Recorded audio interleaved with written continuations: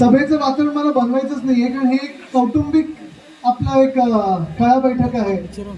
आणि कालपासून खरं मी तेच बघतोय. मी काल राऊतसाहेबांना सांगत होतो की हे नाव एवढं तर पॉप्युलर झालंय, प्रेसमधून एवढे फोन होते, मला वाटलं प्रेसच जास्त इथे येते की काय. तरी देखील एक वातावरण खूप चांगलं आहे. आपण अंगणात ह्या बैठका घेत आहोत. जसं आपण मातोश्री पदाधिकाऱ्यांच्या बैठका घेत असतो, आणि मातोश्री तुमचंच आहे, तुम्ही तुमचं नेहमी स्वागत असतंच तिथे. पण मी आज विचार केला की आज आपल्या अंगणात येऊन जरा बैठक घ्यावी. आणि म्हणून सकाळपासून आम्ही ह्या निवडणुकीच्या एका दृष्टिकोनातून फिरत आहोत. आपल्याला माहिती आहे की पदवीधर निवडणूक ही जाहीर झालेली आहे, आणि गेली 1 वर्ष आम्ही सगळे जे चेहरे इथे दिसत आहोत हे तुम्हाला फॉर्म घेऊन घरोघरी पाठवत आहोत आणि सतवत आहोत. की पहिला तर शिवसेनेचा ॲफिडेव्हिटचा फॉर्म होता आपलं, जेव्हा ती लढाई कोर्टात सुरू होती, त्याच्यानंतर सिनेटचं असेल, आणि आता ही पदवीधर मतदारसंघ.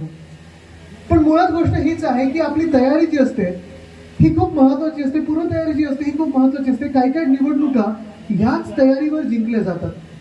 अर्थात सर्वत्र जेव्हा निवडणुका लागतात, लोकसभेच्या लागतील, विधानसभेच्या लागतील, तेव्हा जे वातावरण महाराष्ट्रात दिसतंय तिथे आपला विजय पक्का आहेच, जिंकणारच आपण.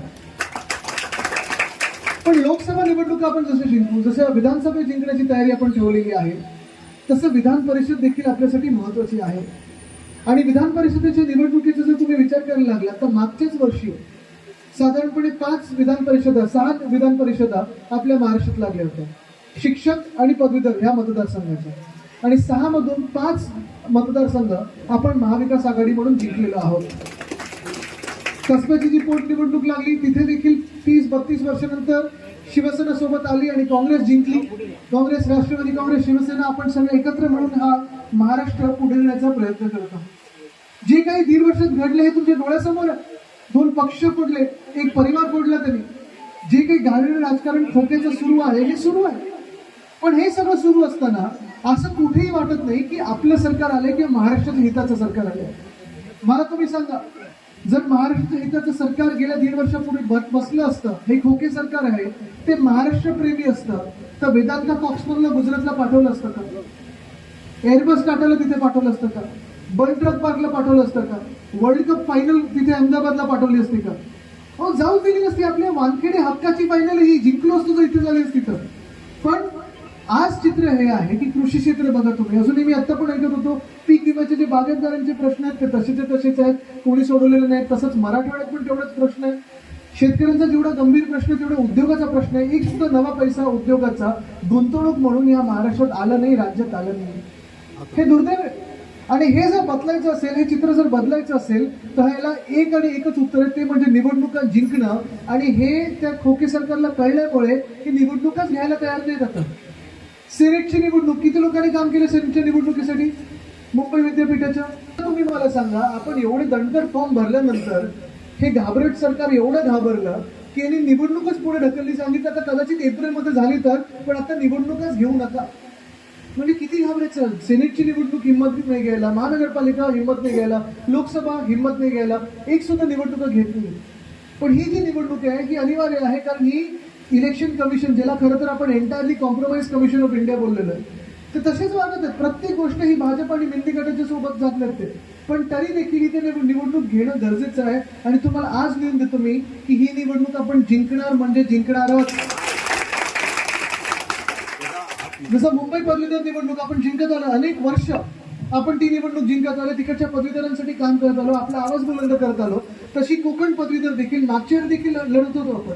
पण तयारी एवढी आपली पक्की झाली नव्हती. आपण लढायचा निर्णय घेतला होता, पण कुठेतरी काही एरियाजमध्ये आपल्याला वाटत होतं की नाही आता 100% जिंकणार, आणि म्हणून मेहनत तिथे कमी झाली.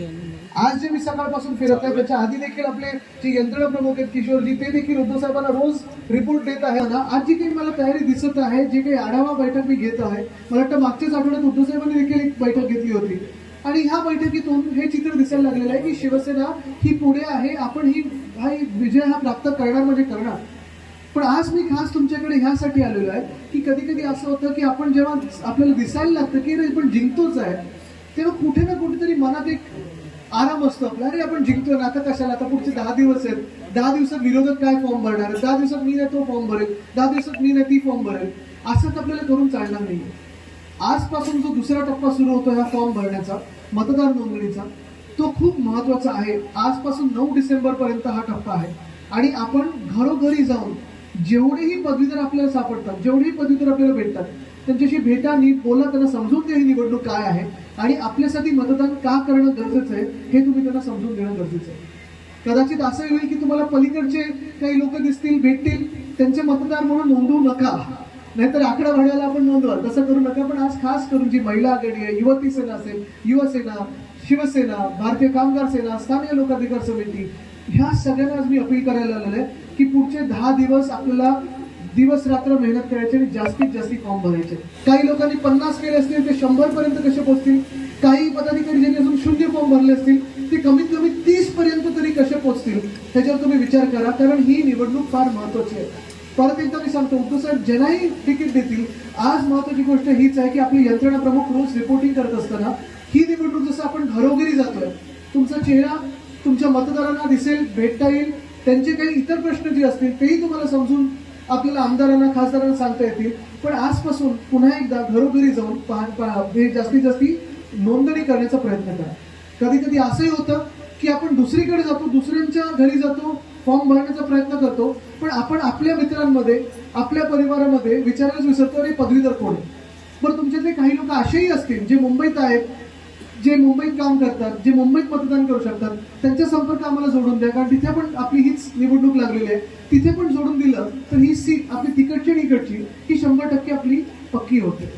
आज मी जास्ती वेळ न घेता खळ्यावर आलेलो आहे. माझी हीच अपेक्षा आहे की आपण पण प्रत्येकाच्या खळ्यावर जाऊन, अंगणात जाऊन हे फॉर्म भरून आपल्याला हा विजय हा निश्चित करा.